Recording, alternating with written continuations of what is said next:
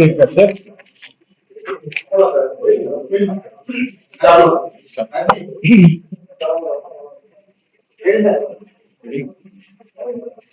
வணக்கம். என் பெயர் அனந்தராமன். தமிழ்நாடு திருச்செங்கோட்டுடைய பொதுச் செயலாளராகவும், தமிழ்நாடு நாயுடு ஐக்கிய கூட்டமைப்பின் ஒருங்கிணைப்பாளராகவும், நாயுடு மக்கள் சக்தியினுடைய தலைவராகவும் இந்த சமுதாய பணிகளை கிட்டத்தட்ட 45 ஆண்டுகள் பணியாற்றிக் கொண்டிருக்கிறேன். இன்றைக்கு தமிழகத்தில் 30% தெலுங்கு மக்கள் இந்த மண்ணின் மைந்தராக வாழ்ந்து கொண்டிருக்கிறார்கள். மொழி சிறுபான்மையராக நாங்கள் கிட்டத்தட்ட 31 தெலுங்கு சமுதாயங்களை உள்ளடக்கிய தெலுங்கு மொழி சிறுபான்மையர் நாங்கள் இன்றைக்கு தமிழகத்திலே ஆண்டாண்டு காலமாக வாழ்ந்து கொண்டிருக்கிறோம். இதிலே பல்வேறு ஜாதிகள், நாயுடு, ரெட்டியார், ஜங்கம்மா, செட்டியார், அருந்ததியர், ஆதியாந்திரா போன்ற மக்கள் இன்றைக்கு தமிழகத்திலே மிக பரவலாக அனைத்து தொகுதிகளிலும் இருந்து கொண்டிருக்கிறார்கள். இன்னும் சொல்ல போனால் சிங்கிள் லார்ஜஸ்ட் கம்யூனிட்டி என்று சொல்வார்களே, அதிலே நாயுடுகள், கம்மா, பலிஜ, கவர போன்ற நாயுடுகள் 40 தொகுதிகளே அதிகமாக இருந்து கொண்டிருக்கிறார்கள். 234 தொகுதிகளிலே தெலுங்கு மக்கள் பரவலாகவும் பலமாகவும் வாழ்ந்து கொண்டிருக்கிறோம். என்றைக்குமே அரசாங்கத்திடம் எங்களுடைய கோரிக்கைகளை சொல்லி அதை நிறைவேற்ற வேண்டும் என்பதற்காக பல்வேறு வகையிலே முயற்சி செய்து வருகிறோம். அந்த முயற்சியின் இன்னொரு விடியலாக உங்களை இங்கே அழைத்திருக்கிறோம். ஏனென்று சொன்னால் நீங்கள் தான் மக்களுடைய பிரதிநிதிகள். யாருக்கெல்லாம் பிரச்சனை இருக்கிறதோ அந்த பிரச்சனையை தெளிவாகவும் விரிவாகவும் விளக்கமாகவும் சொல்லக்கூடிய வல்லமை பத்திரிகை மற்றும் அனைவருக்கும் உள்ளது. அந்த வகையில்தான் அரசாங்கத்திடம் போராட்டங்களும் இதையெல்லாம் விட்டுவிட்டு இந்த மக்களுடைய பிரச்சனையை மக்களுக்கு நண்பர்களாக இருக்கக்கூடிய இந்த ஊடகத்தினுடைய வாயிலாக தெரிவிக்க கடமைப்பட்டுக் கொண்டிருக்கிறோம். எங்களுடைய கோரிக்கைகள் நிறைய இருக்கு. ஆனால் எல்லாரும் சொல்லக்கூடிய ஒன்று ஜாதிவாரி கணக்கெடுப்பு. இந்த ஜாதிவாரி கணக்கெடுப்பு நிச்சயமாக நடத்த வேண்டும் என்பது எங்களுடைய அனைத்து சமுதாயத்தினுடைய மிக முக்கியமான கோரிக்கையாகும். ஏனென்று சொன்னால் இது எங்களுக்கு மட்டுமல்ல, சில பிரிவினைவாத சக்திகள் அவங்க வந்து 1% இருக்காங்க, 2% இருக்காங்க, 8% இருக்காங்க அப்படி என்று சொல்லிக் கொண்டிருக்கிறார்கள். அவர்களுக்காகவும் எங்களுடைய மக்களின் வாழ்வாதாரத்தையும் அந்த விகிதாச்சாரப்படி எங்களுடைய மக்களுக்கு செல்ல வேண்டிய அத்தனை விடியல்களும் சேர வேண்டும் என்பதற்காகத்தான் இந்த ஜாதிவாரி கணக்கெடுக்க வேண்டும் என்று நாங்கள் கோரிக்கொண்டிருக்கிறோம். அது எல்லா சமுதாயமும் அதை கோரிக்கை வைத்துக் கொள்கின்றன. இதை கட்டாயமாக தமிழ்நாடு அரசு செய்ய வேண்டும். இதுல மாற்று கருத்து இல்லவே இல்லை. நியாயமான முறையிலே ஜாதிவாரி கணக்கெடுப்பை நடத்த வேண்டும். இது வலிமையாக சொல்லவில்லை, எங்கள் உணர்வுகளை சொல்லுகிறோம். அரசாங்கம் செய்யணும், அதை வேற யார் செய்வாங்க? அரசாங்கம் மட்டும்தான் செய்ய முடியும். அவன் ஒரு ஏஜென்சி கொடுத்து செய்யறது ஒத்துக்கொள்ள முடியாது, நீதிமன்றத்தை அதை ஏற்றுக்கொள்ள மாட்டார்கள். ஆகவே ஜாதிவாரி கணக்கெடுப்பை நிச்சயமாக செய்ய வேண்டும். ஒன்று. அடுத்ததா பாத்தீங்கன்னா, இப்ப சென்ட்ரல் கவர்மெண்ட் வந்து எக்கனாமிக்கலி வீக்கர் செக்ஷன் ஒரு இடஒதுக்கீடை அறிவிச்சிருக்காங்க. அந்த இடஒதுக்கீடை தமிழ்நாடு அரசு இது நாள் வரை அமல்படுத்தவில்லை. அது ஏன் எங்களுக்கு தெரியல.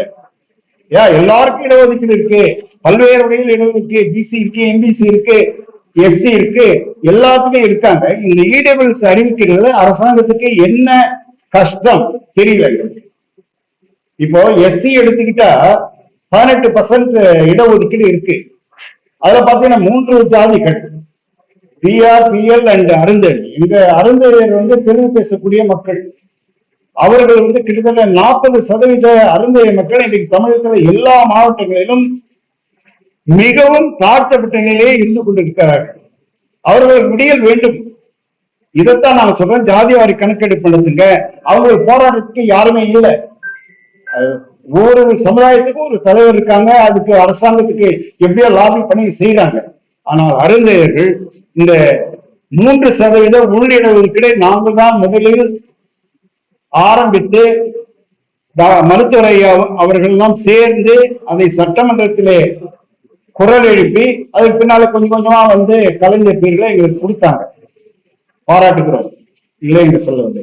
அதே மாதிரி இந்த இடபிள்யூ ஸ்கீமை நிறைவேற்றினால் தெலுங்கு பேசுகின்ற மக்களுக்கு ஒரு பெரிய உதவியா இருக்கும். அடுத்த பாத்தீங்கன்னா ஒவ்வொரு கல்வி நிலையங்கள்ல மத சிறுபான்மையை சட்டிடுவானும், இல்லைன்னா மொழி சிறுபான்மை சட்டிடுவாங்க. இந்த மொழி சிறுபான்மை சட்டிடுவாங்கல அரசாங்கத்துக்கு ஒரு சரியான வழிகாட்டுதலே கிடையாது. அரசாங்கத்துக்கு வழிகாட்டுதலே இல்லை. அதனால என்ன சொல்றாங்க, இவங்க பேசுற தெலுங்குக்கும் ஆந்திராவில் இருக்கிற தெலுங்குக்கும் தெலுங்கானால இருக்கிற தெலுங்குக்கும் வேரியேஷன் இருக்குங்க. ஐயா, நாங்க தமிழ்நாடு இடையில ஆண்டாண்டு காலம் எத்தனை 400 வருஷம் 500 வருஷம் 600 வருஷத்துக்கு முன்னாடியே விஜயநகர பேராசு முதலிருந்து மதுரை நாயக்கர்கள் இருந்து ராமமங்கம்மால இருந்து இந்த தெலுங்கு மக்கள் இங்க வாழ்ந்து கொண்டிருக்கோம். தெலுங்கு மொழி எங்களுக்கு பயிற்சிக்கப்படவில்லை. நாங்கள் அது குறையா சொல்லல. ஆனால் சமுதாயம் என்று எடுத்துக்கொண்டால், கம்மா என்று எடுத்துக்கொண்டால், பலிஜா என்று எடுத்துக்கொண்டால் அவர்கள் தெலுங்கு லிங்குஸ்டிக் மைனாரிட்டியின் அடிப்படையிலே கீழே வருபவர்கள். இதை கொடுக்கிற என்ன சொல்றாங்க, ஒரு தாசில்தார் சொல்ற இவங்க தமிழ் பேசுறாங்க. ஐயா, தமிழ் பேசுறது என்ன தவறு இருக்கு? இந்த மண்ணின் மைந்தராக, இந்த மண்ணுக்காக, தமிழுக்காக நாங்க பாடுபட்டு இருக்கோம். தமிழ்ல பேசுற என்ன தவறு இருக்கு? இன்னைக்கு உங்களுக்கு தெரியும், எத்தனையோ IAS ஆபீசர் IPS ஆபீசரா வந்திருக்காங்க.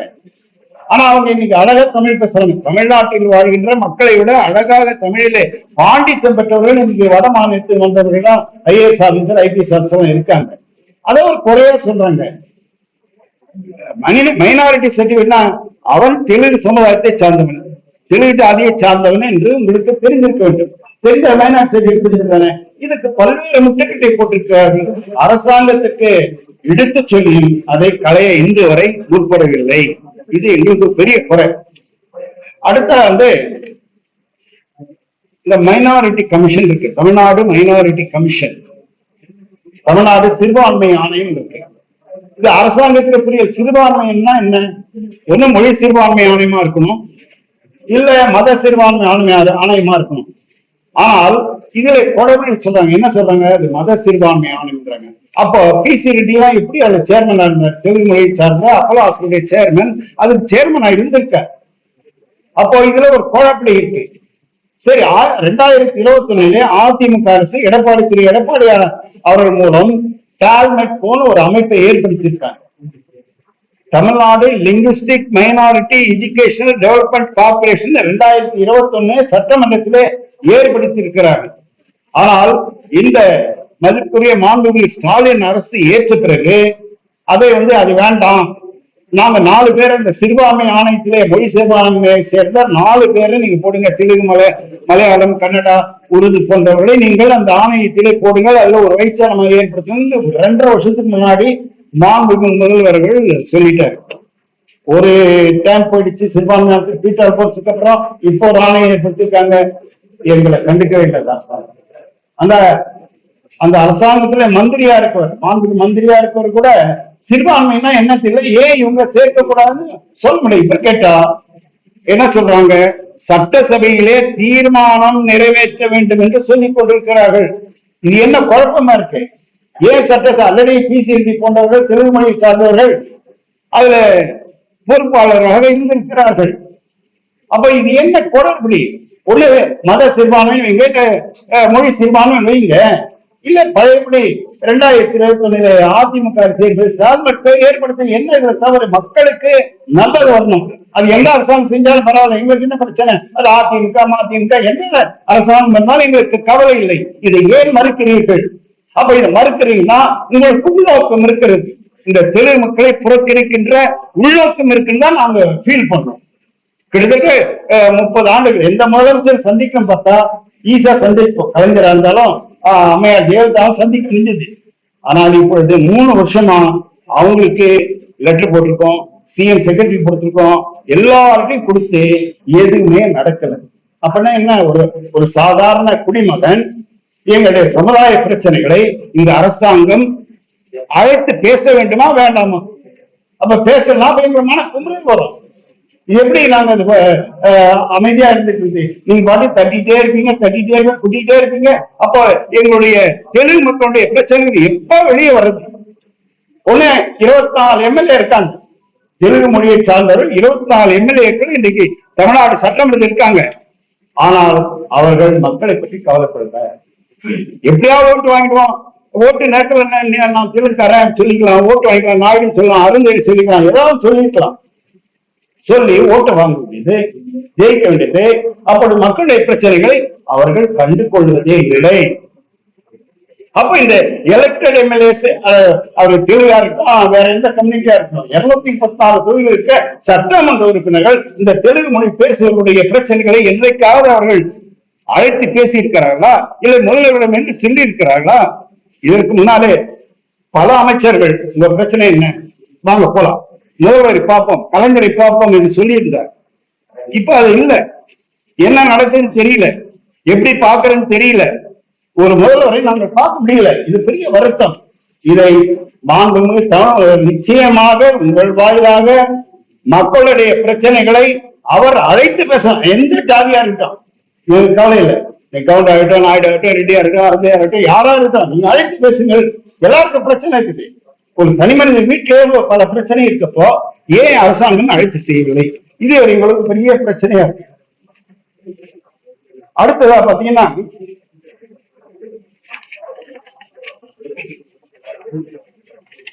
இன்னொரு பெரிய பிரச்சனை பல்வேறு இயக்கங்கள், நான் யாருன்னு சொல்ல மாட்டேன், தமிழ் தேசிய இயக்கங்கள் சொல்லிக் கொண்டிருப்பவர்கள் தெலுங்காரா வந்தேரி, நாயுடு வந்தேரி, அருந்தயம் வந்தேரி, என்ன அது எனக்கு ஒண்ணும் புரியல.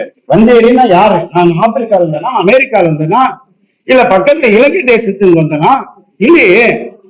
என்னைக்கும் 400 ஆண்டுகளுக்கு முன்னால விஜயநகர பேரரசு முன்னால வந்திருக்கலாம், இந்த கோயில்களை கட்டி இருக்கலாம். நாயக்கம்னா எத்தனை கோயில் கட்டி இருக்காங்க? எல்லாரும் இந்த தமிழ்நாட்டிற்காக, தமிழ் நாட்டுடைய வளர்ச்சிக்காக, இறை பணிக்காக எத்தனையோ செஞ்சிருக்கோம். அதையெல்லாம் மறந்துட்டு இன்னைக்கு வந்தேரி சொல்றதுக்கு உங்களுக்கு என்ன அதிகாரம் இருக்கிறது? ஒரு பிரசிடென்ட்டோ ஒரு சீஃப் ஜஸ்டிஸோ நீங்க சொல்ல முடியாது. இந்த ஸ்டேட் விட்டு நீ போ சொல்லக்கூடிய யாருக்கும் அதிகாரம் கிடையாது. என்ன அதிகாரம் உங்களுக்கு இருக்கிறது? அரசியல் கட்சிகள் தான். நீங்க அரசியலை சொல்லுங்கள், கொள்கையை சொல்லுங்கள், அந்த கொள்கையின் மூலமாக வெற்றி பெறுங்கள், ஆட்சி அமைங்கள், எங்களுக்கு கவலை இல்லை, நாங்களும் உங்களுக்கு சப்போர்ட் பண்றோம். மக்களுடைய பிரச்சனைகளை செய்வதற்காக நீங்கள் முன்பட்டால் நாங்களும் வரோம். ஒரு ஈரோடு தேர்தல் அருந்தேரி தாழ்த்தப்பட்ட சமுதாயத்தை சேர்ந்த மிகவும் தாழ்த்தப்பட்ட கேவலப்படுத்தப்பட்ட அந்த சமுதாயத்தின வந்தேரி அம்மாலாம் அதுல வந்தான், அவனை தூக்கி ஆந்திராவுக்கு போ. எங்களுக்கு ஆந்திராவுக்கு என்ன சம்பந்தம்? எங்களுக்கு சம்பந்தமே கிடையாது. எனக்கு என்ன இருக்கு? எனக்கு வடார்காடு மாவட்டத்துல நான் பிறந்தவன், என்ன இவர் தஞ்சை மாவட்டத்தில் பிறந்தவர். எல்லாரும் இந்த மாவட்டத்துல ஆண்டாண்டு காலம் எத்தனை ஆண்டு எங்களுக்கு தெரியாது. எங்களுக்கு தெரிஞ்சதான் தமிழ் தெரியும், தெலுங்குல பேச தெரியும். இது ஒரு தவறா? இதை நீங்கள் வந்தேரி என்று சொல்கிறீர்களே, எந்த அரசியல் கட்சிகளாவது இந்த ஈரோடு தேர்தலில் அறந்தவர்கள் வந்தேரி என்று சொன்னபோது யாராவது கண்டிச்சிருக்காங்களா? யாரும் கண்டிக்கல. அதுல போட்டியிட்ட ஈவிக்கே சிவபானம் கூட கண்டிக்கவில்லை. அப்ப என்னன்னு இன்னும் கேவலப்படுத்தப்பட்ட சமுதாயம் இந்த தெலுங்கு மொழி சமுதாயம். ஏன் எப்படி கேவலப்படுத்துறீங்க? இது ஒரு டிஜிபி கொடுக்குறோம், முதல்வருக்கு கொடுக்குறோம், ஐயா இது மாதிரி எல்லாம் சொல்லிட்டு இருக்காங்க. இது நல்லது இல்லை. இது பிரிவினைவாதம் வேண்டாம். எல்லோரும் அன்போடு வாழ்வோம், உறவோடு வாழ்வோம், நல்லா வாழ்வோம். இந்த தமிழகத்தை வளர்ப்பதற்கு அத்தனை உதவிகள் நாங்கள் செய்யறதுக்கு நீங்களும் நாங்களும் ஒன்று சேர்ந்து செய்வோம். அதை விட்டு நீ இவன், நீ அவன், இவன் மொழி, எதுக்கு இந்த பிரச்சனைகள்? உங்கள் கொள்கையை காட்டுங்க, அது வெற்றி பெறுங்க, நீங்க ஆட்சி அமைக்கணும். ஆனால் இது இந்திய அரசியல் சாசன சட்டத்தின்படி யார் வேண்டுமானால் இந்திய நாட்டை சேர்ந்த குடிமகன் எங்க வேணா வாழலாம், எங்க வேணா இருக்கலாம், எங்க வேணா போட்டி போடலாம். நான் அதுக்காக போட்டி போட்டு நான் தான் சிஎம் வரப்போறேன், ஆந்திரம் தெலுங்காரெல்லாம் சிஎம் வரணும் அப்படின்றது எங்களுடைய கொள்கை அல்ல. எங்களுடைய கொள்கை நல்ல தமிழ்நாடு, நல்ல மக்கள், அந்த அந்த மக்களுடைய பிரச்சனைகளை நாங்கள் ஒன்று சேர்ந்து பாடுபட வேண்டும். எங்களுடைய மக்களுக்கு பிரச்சனை என்று வந்தால் அரசாங்கத்தை தான் நாடணும், வேற எப்படி நாட முடியும்? அதை தயவு செய்து நீங்கள் பத்திரிகைகளாக எடுத்து சொல்ல வேண்டும் என்று கேட்டுக்கொள்கிறோம். அடுத்து பாத்தீங்கன்னா, இன்னைக்கு தமிழ்நாட்டுல நிறைய கோயில்கள் அது கட்டியது மதுரை நாயக்க மன்னர்கள், ராணி மங்கம்மாள், யாரோட கட்டி இருக்கலாம். ஆனால் இன்றைக்கு அந்த கோயில்களுக்கு அறங்காவலர்களை போடணும்னு சொல்றோம். எல்லாருக்கும் போடுங்க, எந்த சமுதாயத்துக்கு போடுங்க. அப்ப எங்க சமுதாயத்தில் இருக்க நாயக்கர்கள், ரெட்டியார்கள், இவங்க எல்லாம் எவ்வளவு பேர் இருக்காங்க, அருந்து இருக்காங்க. வாய்ப்பை கொடுக்க ஏன் கொடுக்கல? நீங்க ஆன்மீகம் ஏன் கொடுக்க மாட்டேங்கிறீங்க, செய்ய மாட்டேங்கிறீங்க?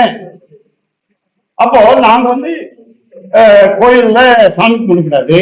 அதுல இன்னொரு அமைச்சர், நாடாளுமன்ற உறுப்பினர் ராசா அவர்கள் இப்ப ரீசனா பேசுறாரு.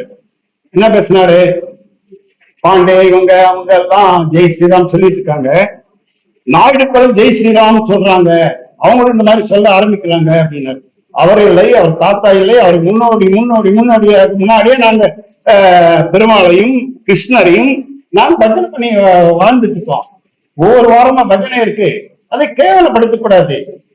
எந்த மதத்தினாலும் இன்னொரு தனி மனிதன் அந்த மதத்தை பற்றி, அவருடைய இனத்தை பற்றி நிச்சயமாக மாற்று சொல்லக்கூடாது. அவங்க நிச்சயமா அப்படி சொன்னால் அரசாங்கம் அது நடவடிக்கை. நான் இன்னொரு வார்த்தை சொல்ல முடியுமா? அந்த மாதிரி நீங்க இந்த ஜாதி, இந்த இது நீங்க அப்படி கோவிந்தா கும்பிடுறீங்க, தப்பாது. இப்படி எல்லாம் எங்களை கேவலப்படுத்திட்டு இருக்காங்க. இத்தனை இருந்தும் கூட நாங்கள் மொழி சிறுபான்மையராக 30% தெலுங்கு மக்கள் இன்றைக்கு தமிழ்நாட்டிலே வாழ்ந்து கொண்டிருக்கிறார்கள். இந்த பிரச்சனைகளுக்கெல்லாம் அரசாங்கம் முடிவெடுக்க வேண்டும், நிச்சயமா முடிவெடுக்கணும். இந்த தவறா பேசுகளை தக்க தண்டனை தர வேண்டும். 2வது நாங்க நீதிமன்றத்தை நாட வேண்டியிருக்கோம். ஏன்னா மைனாரிட்டிஸ்க்கு பிரச்சனைனா நாங்கள் நீதிமன்றத்தை நாட வேண்டியிருக்கோம். ஏன்னா எங்களுக்கு உரிமை இருக்கு, எல்லா மனிதருக்கும் உரிமை இருக்கு. அந்த உரிமையை நிச்சயமாக நாங்கள் நீதிமன்றத்தையும் நான் என்ன பண்ணோம்? தேர்தல் 2026 தேர்தல் எங்க போயிட்டு எங்க மக்கள் எங்ககிட்ட இருக்காங்க, நாங்க போய் சொல்றோம், ஐயா இது மாதிரி பண்ணல இவங்க அப்படின்னு சொல்லுவோம். ஒன்றிணைப்போம். ஒன்றிணைத்து 2026 தேர்தல எப்படியாவது முடிவு எடுக்கணுங்கிற முடிவோடு இருக்கும். இது எங்களுடைய கோரிக்கைகள் உங்கள் வாயிலாக சென்றடைந்து நன்மை பயக்கும் என்ற நம்பிக்கையோடு உங்களை சந்திக்கிறோம். ஏதாவது கேள்வி இருந்தா பேசுகிறோம்.